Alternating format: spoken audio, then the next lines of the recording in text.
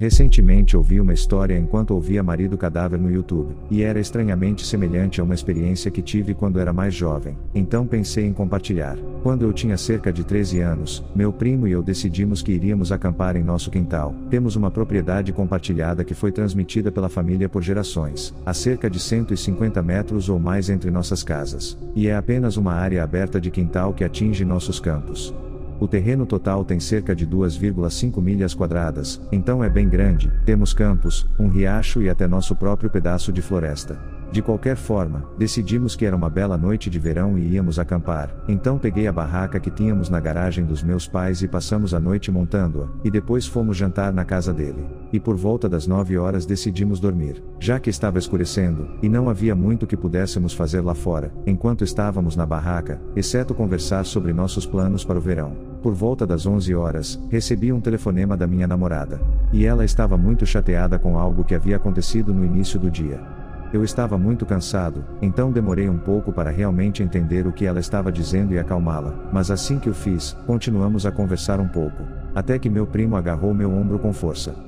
Eu disse a ele que estava ao telefone e que ele poderia esperar, mas ele apenas me puxou, e quando vi seu rosto, imediatamente disse à minha namorada que precisava ir. Ele fez um movimento de silêncio, parecia absolutamente aterrorizado. Ele me disse para olhar para a entrada da tenda em um sussurro antes que eu pudesse perguntar o que estava errado. Quando olhei não vi nada, então apenas mandei ele voltar a dormir. Mas depois disso ouvi o som de alguém andando pela barraca. Parecia muito improvável que alguém estivesse aqui, a menos que fosse meu pai, e ele não é o tipo de pessoa que prega peças em alguém. Geralmente estamos bastante seguros em nossa propriedade, pois estamos a cerca de 16 quilômetros da cidade e todos que moram perto de nós são familiares ou velhos amigos da família. Mandei meu primo ficar quieto e ficar abaixado, para eu ver se conseguia descobrir quem era.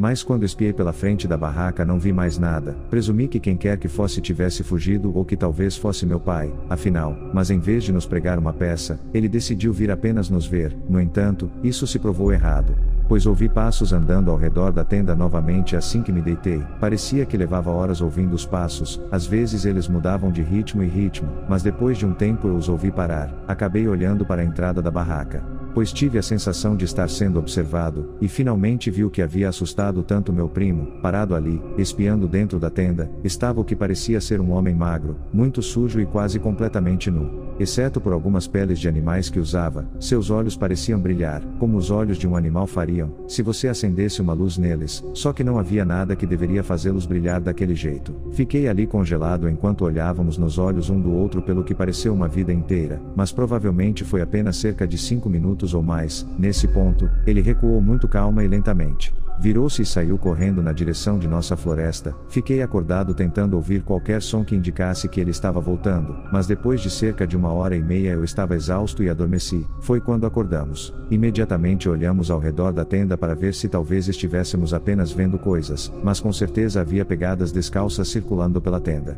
Ao olhar as pegadas, notei que algumas das pegadas eram pegadas de coiote, o que teria explicado a mudança de ritmo. Acabamos encontrando um conjunto de trilhas que levavam ao nosso campo em direção à nossa floresta, e notamos que a meio caminho da tenda, até o campo as pegadas começaram a mudar. Um homem de 4 com pegadas que deixava marcas de mãos, que lentamente se tornava menores e se transformava em pegadas de coiote. Desde essa experiência, meu primo e eu tivemos vários encontros com o que agora acreditamos ser um skinwalker. Eu nunca tinha ouvido falar de um até alguns meses atrás, quando ouvi pela primeira vez a história do skinwalker, que me inspirou a contar minha história. A descrição do que eles chamavam de skinwalker foi o que me levou a pesquisar, e porque agora acreditamos no que encontramos era um skinwalker, eu só lidei com eles fora de nossa casa nos últimos anos. Embora em 2016 eu tenha encontrado algo muito maior e muito pior do que um skinwalker, algo que eu acho que está mantendo os skinwalkers afastados. Quando eu era mais jovem, meu primo e eu encontramos um homem que aparentemente havia se transformado em um coiote, e mais tarde encontramos a descrição de um tipo de ser que nos levou a acreditar que era um skinwalker.